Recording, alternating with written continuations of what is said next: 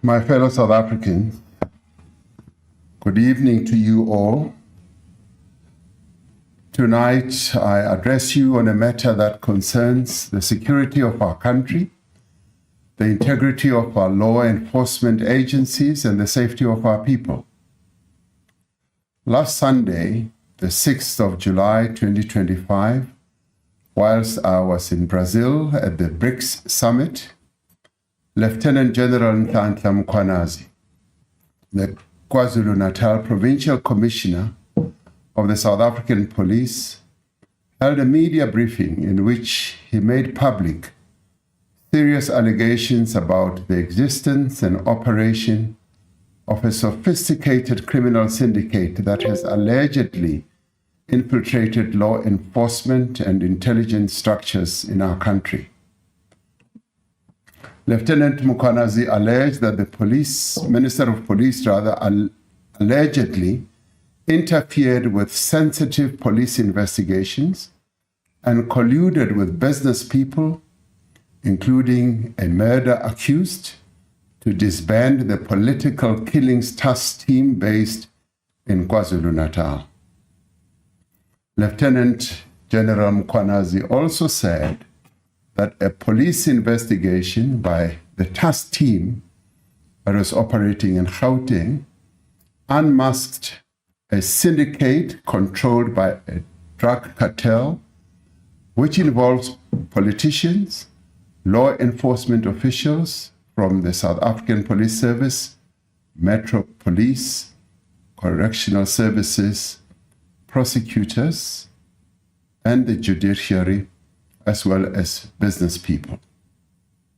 The allegations made in this media briefing raise serious concern around our constitution, the rule of law, and national security.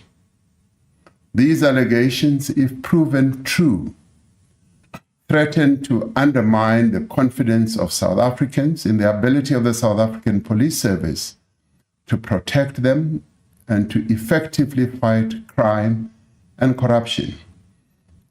South Africans are concerned about corruption and the rise of criminality in our country, which manifests itself in the killing of innocent people, gender-based violence, gang violence, kidnappings, construction mafia criminality, and in many other ways. As we intensify the fight against crime, it is vital that we safeguard the integrity and credibility of the police and other law enforcement agencies. These allegations, therefore, call for an urgent and comprehensive investigation. To address these allegations and the implications of these allegations, I'm establishing a judicial commission of inquiry that will be chaired by Acting Deputy Chief Justice Mbuyisile Madlanga. Justice Madlanga will be assisted by Advocate Stacey Baloyi, Senior Counsel, and Advocate Sandile Khumalo, Senior Counsel. The commission will investigate allegations relating to the infiltration of law enforcement, intelligence, and associated institutions within the criminal justice system by criminal syndicates.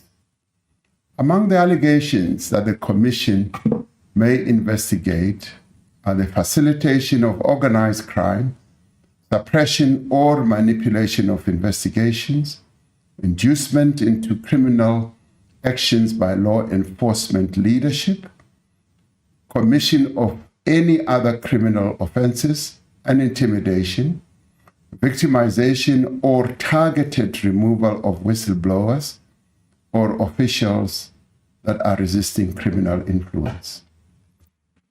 The Commission will investigate the role of current or former senior officials in certain institutions who may have aided or abetted the alleged criminal activity, or failed to act on credible intelligence or internal warnings, or benefited financially or politically from a syndicate's operations. These institutions are the South African Police Service, the National Prosecuting Authority, State Security Agency, the Judiciary and the Magistracy, and the Metropolitan Police Departments of Johannesburg, Ekurhuleni, and Tshwane.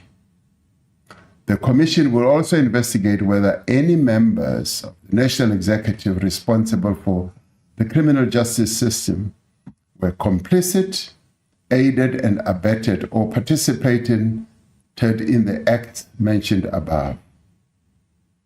The Commission will be asked to report on the effectiveness or failures of oversight mechanisms and the adequacy of current legislation, policies, and institutional arrangements in preventing such infiltration. It will make findings and recommendations for criminal prosecutions, disciplinary actions, and institutional reform. Once established, the Commission shall consider prima facie evidence relating to the involvement of individuals who are currently employed within law enforcement or intelligence agencies. Where appropriate, the Commission must make recommendations on the employment status of such officials currently employed, including whether they should be suspended pending the outcome of further investigations. The Commission will have the power to refer matters for immediate investigation and urgent decisions on prosecution, taking into account the nature of the allegations and the evidence the Commission will uncover. It is critical that these matters be attended to with the necessary urgency and thoroughness. The Commission is expected to complete its work and submit a final report to the President. Interim reports will be expected after 3 months and 6 months, respectively. The final report of the Commission will be sent to the Speaker of the National Assembly and to the Chief Justice. Acting Deputy Chief Justice Madlanga is retiring from the Constitutional Court at the end of July 2025 after years of distinguished service, and will therefore be able to give his full attention and time to the work of this Commission. In order for the Commission to execute its functions effectively, I have decided to put the Minister of Police, Mr. Senzo Mchunu, on leave of absence with immediate effect. The Minister has undertaken to give his full cooperation to the Commission to enable it to work properly. I have decided to appoint Professor Firoz Kachalia as Acting Minister of Police.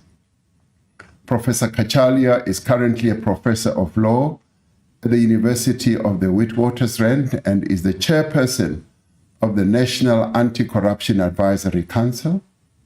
He previously served as an MEC of Community Safety in Gauteng. I'm appointing Professor Kachalia in terms of Section 91(3) subsection C of the Constitution, which empowers the Constitution to select no more than 2 ministers from outside the National Assembly. Professor Kachalia will be retiring from his current position at the University of Witwatersrand at the end of July this year. I will, in the interim, appoint an acting minister from within Cabinet until Professor Kachalia takes up his post at the beginning of August. The interregnum, therefore, will just be a little over 2 weeks. This commission is being established against the backdrop of significant progress that has been made in rebuilding and strengthening our country's law enforcement agencies and security services.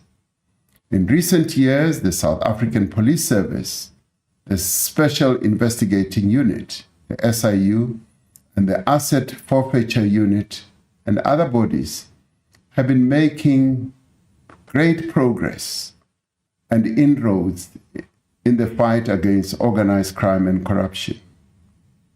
It is essential that we maintain this momentum and that we intensify the work that is currently underway. We will ensure that the South African Police Service and other law enforcement agencies continue to function without hindrance as the Commission undertakes its work. I call on all members of our law enforcement agencies, as well as security services, to remain steadfast in upholding the rule of law of our country and adhering to their code of conduct. I therefore call on all South Africans to support the Commission in the work that it is going to do where appropriate, and to provide any information or assistance the Commission may require. In establishing this Commission of Inquiry, we are affirming our commitment to the rule of law, to transparency, and to accountability. And we are also enhancing the work that is underway to build a South Africa in which all our people are safe and secure. I thank you.